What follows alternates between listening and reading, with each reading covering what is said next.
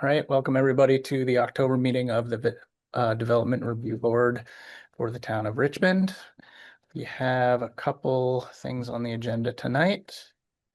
And we will start by mentioning if you want to sign in, if you have arrived, please sign in. So if you want to be an interested party for any of these hearings, you'll be able to do that. We'll know how to contact you. Anything else I'm forgetting before we start the first hearing here? So, all right, the first, yes, thank you. First, Same folks online. yeah, and say that's right. Anybody online, if you want to just enter your name into the chat, then we'll know you were here. Name and address, I think. Yes, and address as well. All right, well, the first hearing is CRU 2025-04, Mark Shattuck. Applicant seeks approval for an emergency streambank stabilization project under conditional use. The project is at 2941 Dugway Road. And the planned work is for construction of a riprap stabilized streambank of the Huntington River. So. Mark Shattuck, and all right. the engineer hasn't shown up and he has most of the answers. Okay. We could. Yeah, we'll do a different one first. Okay. Great. So why don't we table that one and we will do subdivision 2025-07, Michael Sipe. And this is the preliminary and final review for subdivision at 60 Wolf Lane. Which we've dealt with in the past. So I'm gonna swear you guys in, since I assume you're both gonna speak. Yeah. You swear to tell the truth, the whole truth, and nothing but the truth. Yes. Right. Why don't you talk us through it? Matt, you might want to ask everybody if anybody has a Yes. problem or something that would, a conflict, yes, thank you. Yep. Yeah. Does anybody on the board feel they have a conflict acting as a board member in this hearing? Do not. I do not. I do not either. And I do not. All right, let's continue. Go ahead. Okay, thank you. So I'm Adam Miller. I'm with Pease Mountain Law. And I'm here for the Sipe subdivision. I'm here with Michael Sipe, the owner, and Jessica Sipe is, I think, trying to be online. She's home with the little ones, but she might join us too. So we've been before you several times in the last year. I'm hoping we're at the final stages here. This is a 2-lot subdivision in Faye's Corner. The Sipe's owned about a 15-acre parcel that was created in 2006. 2 parcels were essentially merged together in 2008 to create this 115-acre parcel that they currently own, and we're proposing to subdivide the 2 using the original property line and just break those 2 off. Each parcel has an existing building envelope. Each parcel is currently built out. One with a residential use and an ADU, one with a barn being used for commercial use. And there's no construction proposed, no building proposed. The end plan, if this 2-lot subdivision is approved, is to seek a permit from the zoning administrator for a changed use from the commercial use and to allow residential use in the existing building with no change in the footprint. The roadways are in, the utilities are in. The septic system would need a new state approval and enlargement for the added residential use. But other than that, no changes to the area. And you'd have to have that in order to get the permit from the zoning. In order to get a CO for the residential use, yes. And we have those plans largely in the works. They're not finalized because we're waiting on this process before investing in those processes, but they've been spec'd out and we don't see any problems in that. Okay. Just procedurally, you would need to have the wastewater permit in hand before the zoning administrator would issue the zoning permit. Is that correct? I think we can issue, you can correct me, Dante. I think we can issue the permit, but we can't close it with a CO and move in and use the residential use until the wastewater permit's secured. That's my understanding. Okay, good. All right. Um, But Yeah, can go I add ahead. one more? We had been in for a, sketch plan and preliminary, and there was a decision that came out of a preliminary previously that noted a number of items that we might want to address before coming back for final. what I was those have exactly been- going to ask you. Yeah, those have been addressed and updated on the plat, or I've asked for waivers in our cover letter. They're all relatively minor things that aren't really relevant, I don't think, to the reviewing the application, like the, Mhm, because there's no development proposed. Sure. But we can go through those if you need. So. Yeah, do you want to just quickly run through them just so everybody's on the same page? I know they're minor, but Yeah, sure. I think it's Okay, so helpful. there are a couple of, there's a long list of requirements for our application material. Most of them have to do with the plat itself. Let's see.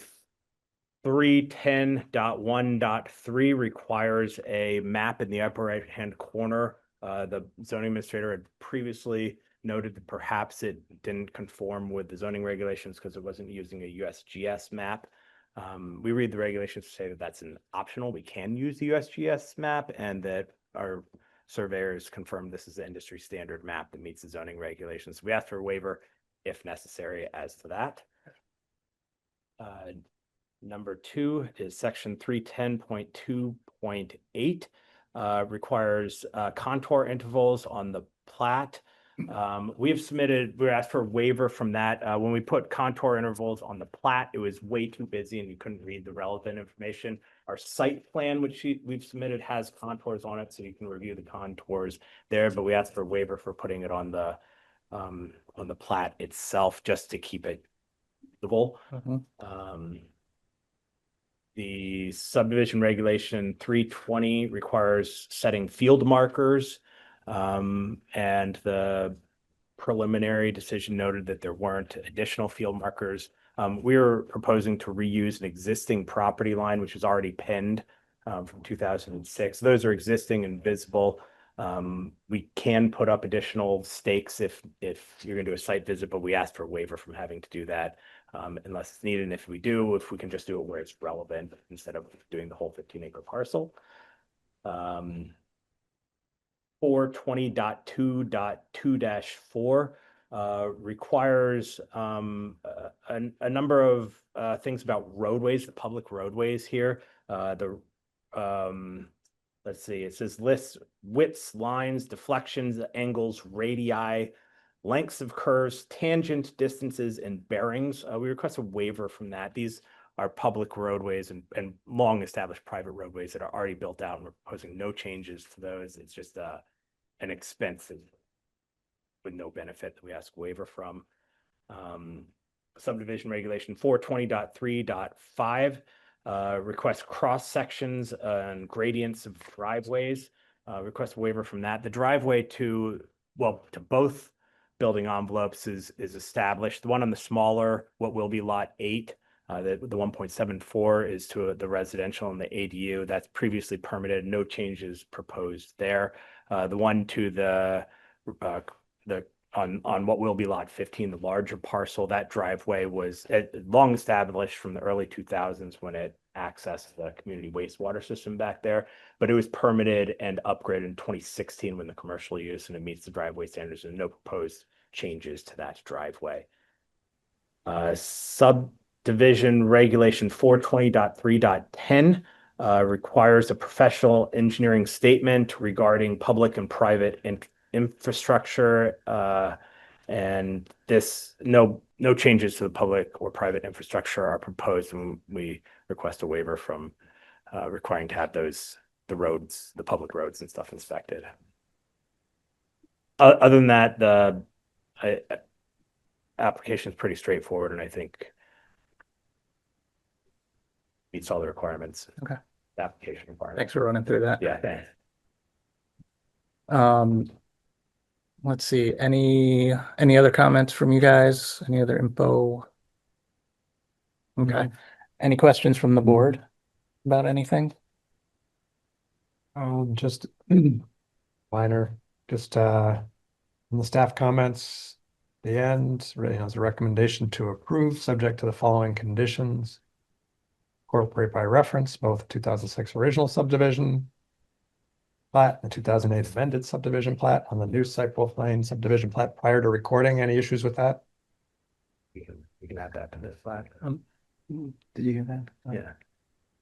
We're comfortable adding that to the plat before recording. You want reference to the? I was just, yeah, I don't know if you saw the staff notes. I was I did. wondering if you're comfortable with that condition. Yeah. You can do that. Absolutely. I don't have any questions. Thank you. David, any questions? No, nope, we've heard this subdivision many times. I think we're all pretty familiar with it. Yep. Okay, I'll open it up to the public if anybody in the public has any comments or questions.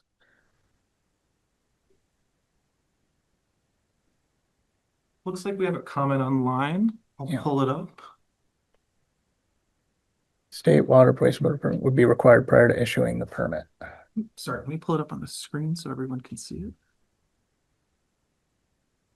So Trevor says that section 5.2.1D sounds like the state wastewater permit required prior to issuing the zoning permit, not related to this discussion. I can confirm that.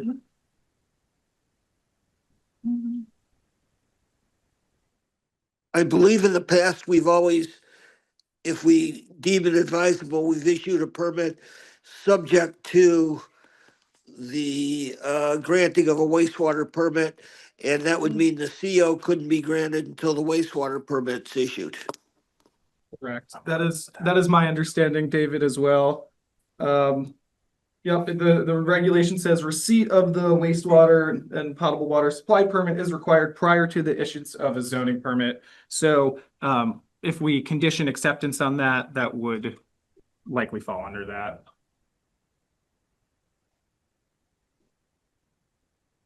Okay. Thanks, Trevor. Anything else from the public? This is Ken Jensen. I don't know how to raise my hand. I'm completely unfamiliar with process and procedure, and certainly no objections. And Michael's been a great neighbor. I do have some questions about the existing. I'm looking at this individually and independently as a lot. What is the impact, and where and when do we look at the HOA the existing association that's there, the easements that are currently on the property, for example, the impact to shared expense, et cetera? I'm just not sure when and where is the appropriate time to do that. You can address that. Hi, Ken, thanks. We are drafting, Adam's drafting an amendment to the HOA, and we'll all get together and do a lot of house cleaning on a number of things, some unrelated to this, but that's the time that we'll get together and talk about Adam's draft.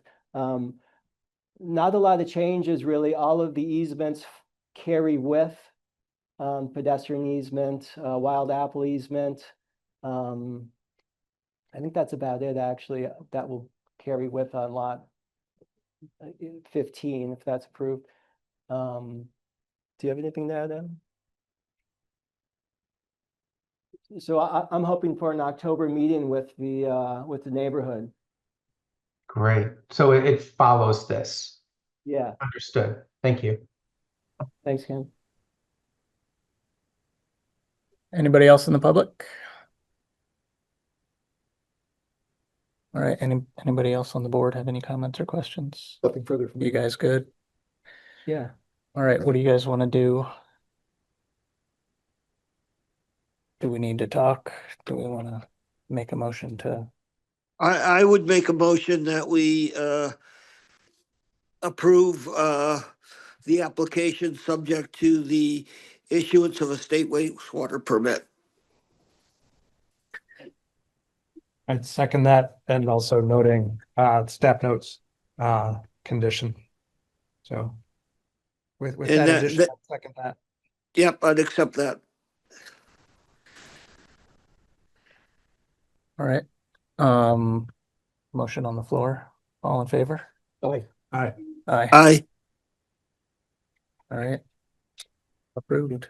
Thank you. Thanks, guys. Thanks for your patience. Thank you. Take care.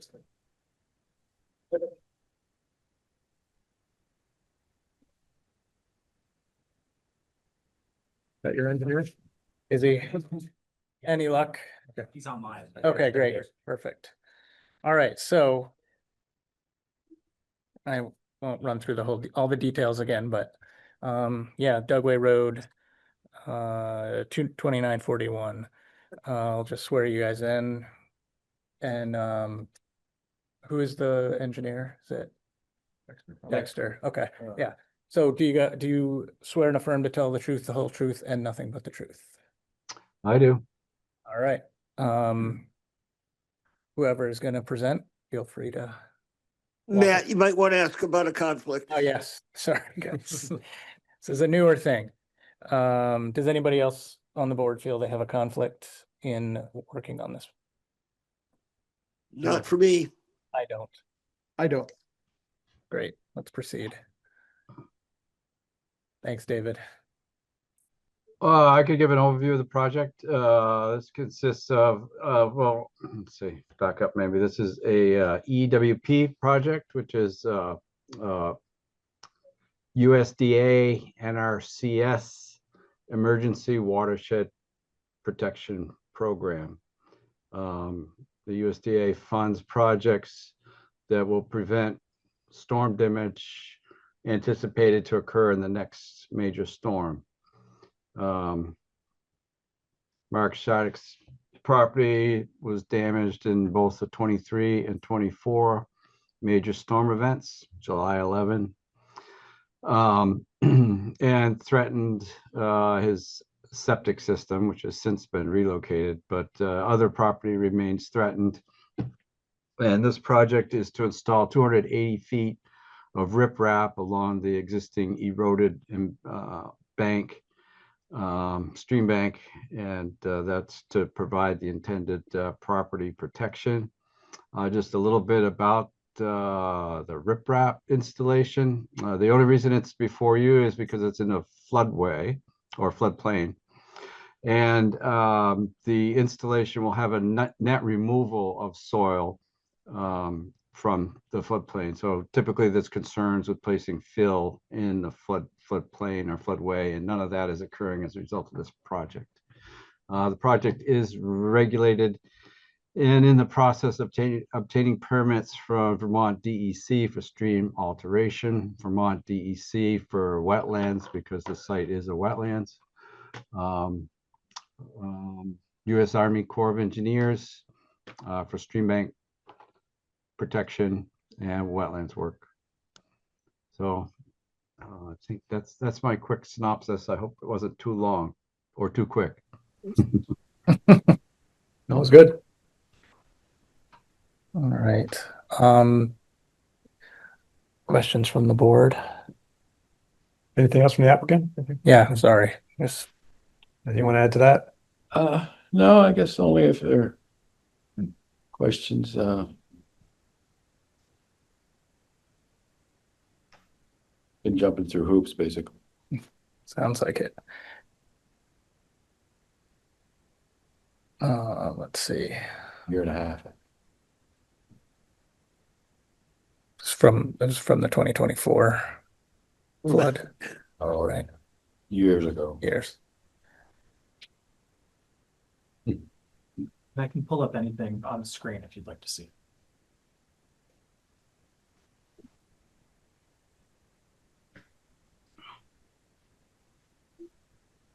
Just looking at some of the staff notes here.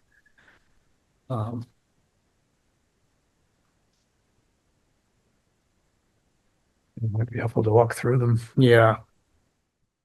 So staff has brought up a few points that I think would be good to clarify with you guys, just to get a sense of what you're thinking with some of this stuff. And I don't know if you've had a chance to read the staff notes ahead of time, but I have. Okay. So yeah, if we run through these bullet points, so the first one is talking about the proposed stabilization project and how it will not result in undue adverse effect upon traffic on roads and highways in the vicinity of the project.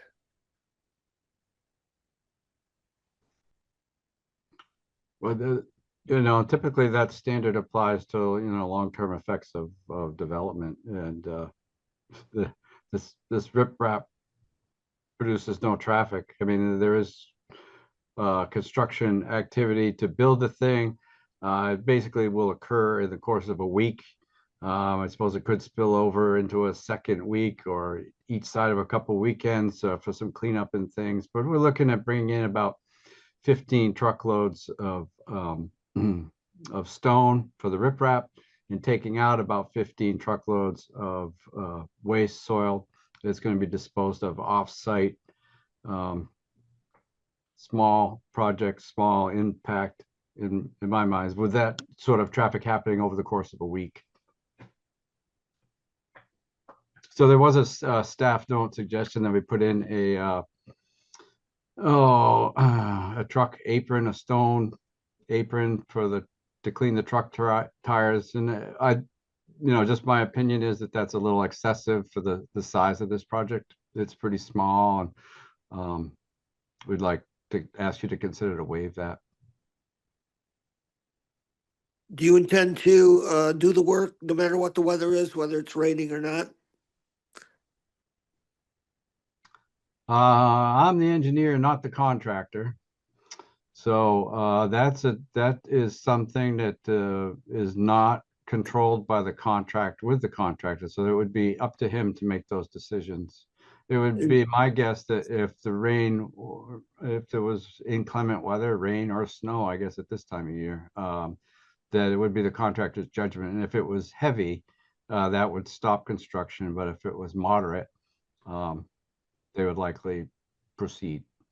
And the only reason I ask is that if it was really rainy weather, that's when the truck tires would come off the site with a lot of mud on their tires and the cleats, and deposit that on the road. Yeah, I understand that. I think one of the benefits about this site is that there's existing gravel access near the construction area. So it's unlikely that the trucks will leave that gravel surface. And it's not like we're going to have trucks. I would anticipate that there would be trucks moving through a disturbed construction zone. It's mostly going to be on the existing gravel driveway and access that is there already. Okay. That should mitigate that concern.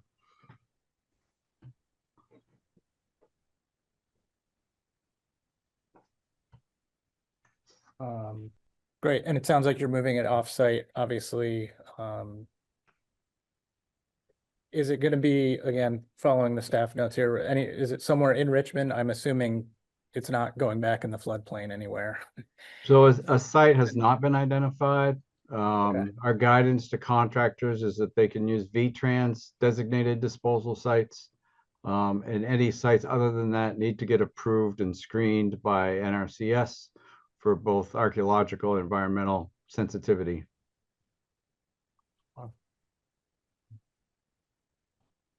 So have you picked out your sites yet? No.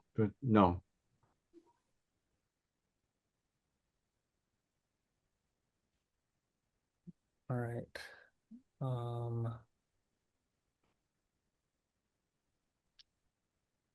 Should we skip the ones that he has no concern about? I have a couple of questions. Sure. Yeah.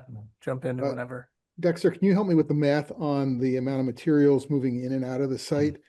The narrative says that 150 cubic yards of riprap will be coming in, and approximately 84 cubic yards of soil will be removed and disposed of, and then an additional 150 cubic yards will be removed and disposed of off-site.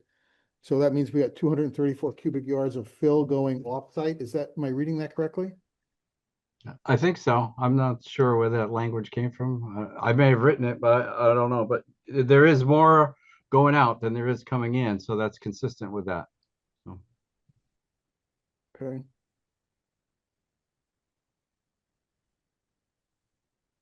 So I always thought that within floodplain, you can't change the amount of fill that goes in and out. It has to be an equal amount. Is any thoughts on that, our zoning administrator?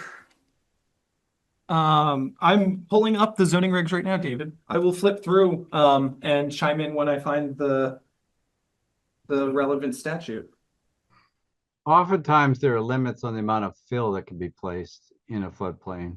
And in this case, we've got a net loss of soil, and that's unlikely to be regulated.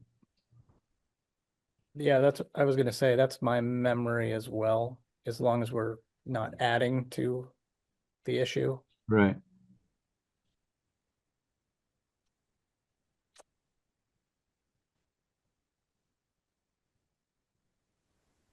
Are you, based on the staff notes, it looks like, are you still waiting for final comment from the Agency of Natural Resources? What's outstanding in terms of the sort of the regulatory review or approval of the project? I think everything's outstanding. The agent's stream alteration permit lost administratively. The Corps of Engineers is on furlough, and the wetlands permit, I think everything's been filed at this point. Do you know for sure, Mark, if that's happened? Oh, it's ready to go. I don't want to drop the money because I won't get it. Right. So we're waiting to get further along with some of the other processes before we submit for the wetlands permit, which is a 30, 60-day process if it goes well. So everything's up in the air with permitting at this point. So the question is then, when do you expect to do this for construction? We want to do it this year before spring storm events, next year's storm events. But we've got a regulatory nightmare. We're putting in riprap that will protect wetlands from further erosion, but we have to get permission to protect the wetlands because we're doing work in wetlands. And the process, although the state told us it could be a simplified process, the wetlands consultant didn't agree. So we've got a fairly complex wetlands permit in the works. Is this a project can be done under winter conditions, frozen ground, etc.? Actually, it can be, and it's better done that time. But the restriction comes from fisheries. What has to happen is that first the stream alteration people need to agree it's urgent project, and then they will take it to fisheries, convince them that it's an urgent project, and they will see if they can live with the disruption. There's very little disruption to the stream, especially this stream, because it's this river is pretty wide. It's like 30, 40 feet wide, and we only go into it about 3 or 4 feet along the edge of the river. So it's not very disruptive to the river, and we're also in and out of there quickly. So I've done, last winter I did about 10 sites from November through March, but it's also weather dependent. So another consideration. Sorry, Dexter, did you say the stream alteration permit is outstanding? Yes. Yeah. So, we're definitely not looking to create obstacles. This isn't, it's a good, beneficial, important project. I do wonder, do we run the risk of the project, to the extent we go forward and approve or not? Is there the risk that the project changes as you go through those other permits? Like, what's the best order of operations here in terms of? Our experience is that that just very rarely happens. I suppose worst case is we'd have to come back with some amendment. I would think that if there was a technical change that required an amendment, I don't know if maybe there's probably some degree of latitude granted to the zoning administrator to acknowledge those changes, but I just think that's very unlikely. The DEC has been to the site. They've already reviewed the plans. They had to go find the application because it got lost in their system. We had been poking them to get some response, and that's where it's at. But they've seen the plans. This is an approach. There's nothing special about this approach. It's something that we've done. It's very simple, very common.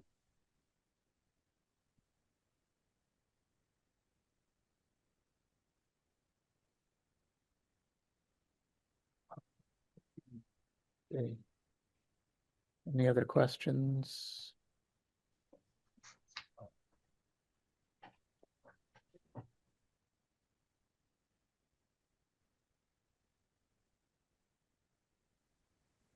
Do you have any comment on the suggestion, the staff notes to provide minimum DBH for all tree plantings?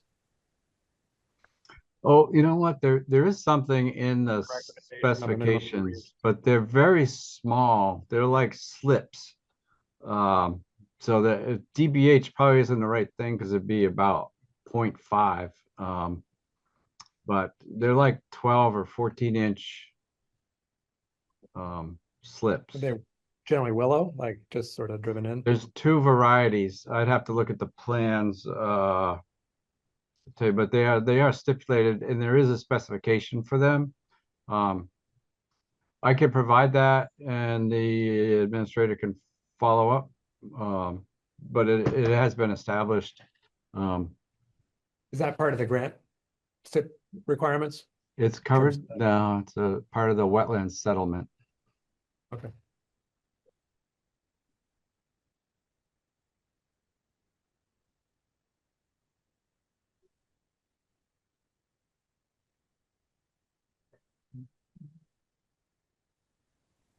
Just while we're all here, there's a suggestion about confirming the average weight of loads are. Oh, yeah. Are you going to need an excess weight permit? 24,000 pounds. Yeah, about what? 12 yards? I would guess so. Yeah. I was Alright. grabbing my calculator too, but I'm not going to go there. I would say yes, it's likely that an overweight permit will be required for the contractor. That's Okay. something that they're familiar with, and we can make sure it happens. I don't have any other questions. Yeah, it seems like mostly run through this staff notes. Any other questions from the board? I have found that citation if you'd like me to read it out to the board. Sure. So I'm looking at Richmond zoning regulations section 6.8.16. These are the development standards for development within the floodway. I'm looking at subsection R, and it says as follows. Fill can be moved from one place to another within the special flood hazard area outside of the floodway on a lot or between adjoining lots, comma, if there is no net loss in the floodwater holding capacity of the land. There's 3 points under it. Fill can only be moved in support of an exempt or allowed use. One of those exempt activities under 6.8.10 2 is removal, repair, or excuse me, 4 is maintenance. So an exempt activity would be maintenance. There's also insignificant repairs and removal, repair, and replacement of content, which is like personal belongings. That doesn't apply. Back to R2. Fill shall not be used to raise land elevations and remove land from the flood hazard overlay district for development not allowed in the district. And the town shall not approve or consent to a letter of map revision based on fill for this purpose. And 3, fill may only be used as needed for the sole purpose of elevating an existing principal structure. Structural elevation designs must demonstrate the proposal and shall reasonably minimize impact.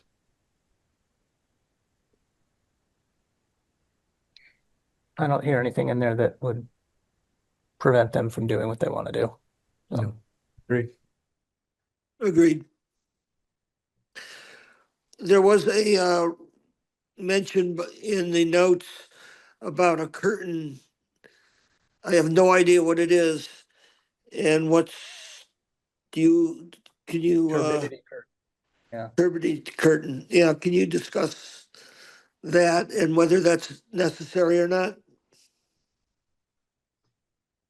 Yeah, so turbidity curtain is like a silk fence that borders the work along the stream edge. Typically, our work is done without that, but our contractor will work directly with the stream alteration people. We are required to have a pre-construction meeting with them, and those sorts of details are worked out. Typically, for this type of thing, we don't use a silk curtain. The contractor builds a small berm in the stream along the site, and that's sort of a moving, it's like just the excavated soil is piled up outside of the excavated area to hold the water back, and the riprap goes in the wet, and then they continue moving downstream. So really, the stream alteration permit will deal with whether that's necessary or not. Is that what you're saying? Yes. Okay.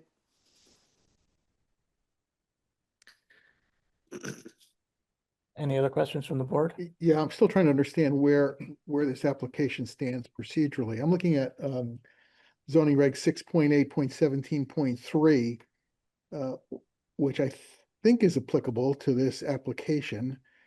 And it says that a copy of the application must be submitted to ANR, the State National Flood Insurance Program, and that a DRB decision may be issued only following receipt of comments from the agency or the expiration of 30 days from the date the application was mailed to the agency, whichever is sooner.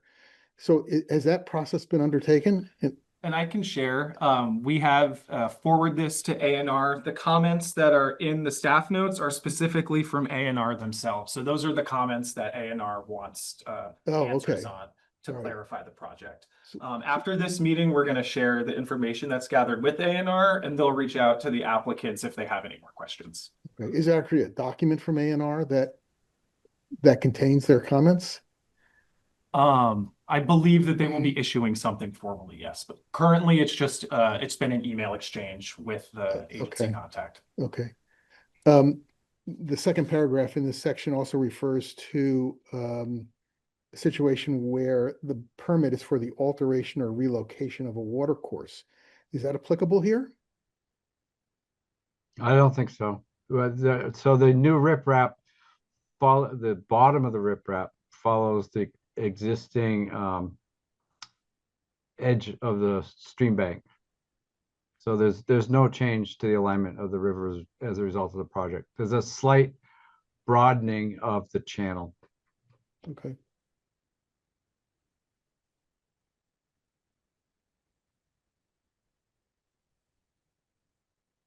All right, thank you. Anybody else on the board? Comments or questions? All right, I'll open it up to the public. Anybody in the public have any comments or questions? We have a comment online. Sure. Trevor asked, does Richmond zoning regulations section 5.6.5D extraction of earth resources apply to removal of material here? Actually, I had that question as well.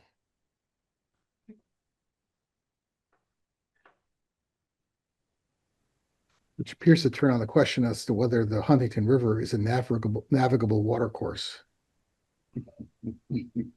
Which is not. That's a whole other question. Right. Right now.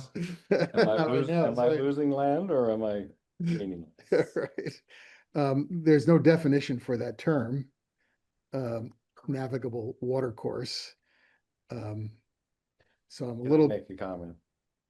If nothing's done, it will be, the wetland will be gone, and it's already eaten into the wetland. And we've had several floods. We had a really bad one since we've started this process. So some of this is very It's part of the process, I know. Yeah, it is part, I mean, you know, we're charged with applying the I law know. here and trying I to know. work our way through it to understand it. I don't know if I'm technically public for an interested party because I live at 2921 Dugway Road, but I'm not a property owner. And I've lived there for 3 years and I've seen 75 feet of land get swept away, including what was the existing septic field no longer exists. If you look back at an aerial map from 2018, the top of the stream bank was 180 feet from the back of the house. It is now less than 70 feet from the back of the house. And it wasn't just the 23 and the 24 July floods. And there was a December high water event. The water did not come over the bank. I remember that. But 10 to 20 feet of field cleave off and disappear. So if December of 22. it's, the water was in the basement last year, and wetland and the trees that are there are really the only thing that kind of keep debris and full trees from hitting the house in a flood event. So Yeah, thank Appreciate you. that. Thank Yeah, you. it's good to know. Yes, go ahead. With that 3147 Dugway Road for 43 years. And this has been a problem forever. This house is ready to fall into the river. It needs to be done. No question.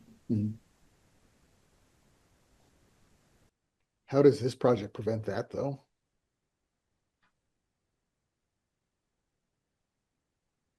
Are you talking about, I'm sorry, maybe I misunderstood the comment. You said his house is about to fall into the river. Okay. Yeah, okay. Yeah. And I did want to bringing back to the Trevor who made this comment, he wanted us to point out the second part of his sentence, which is if that section does apply, he would presume the DEC streams and wetland permits would address this. He was only asking if it applies for clarification's sake.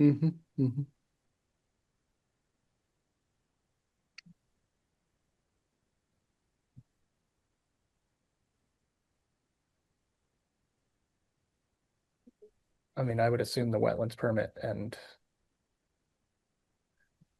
related permits are going to be a lot more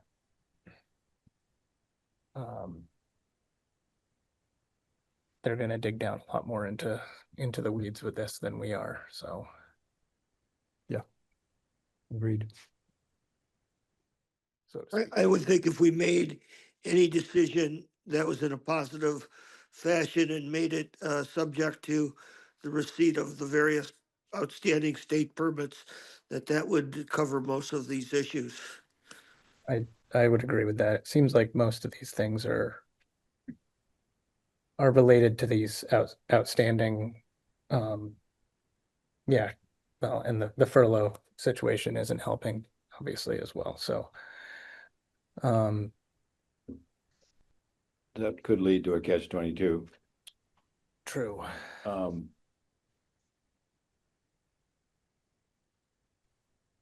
I'm not going to go forward with the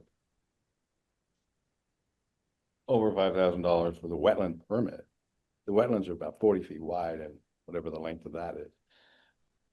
Before I know that an extension can be if we have to do it next spring, and then it goes through the board,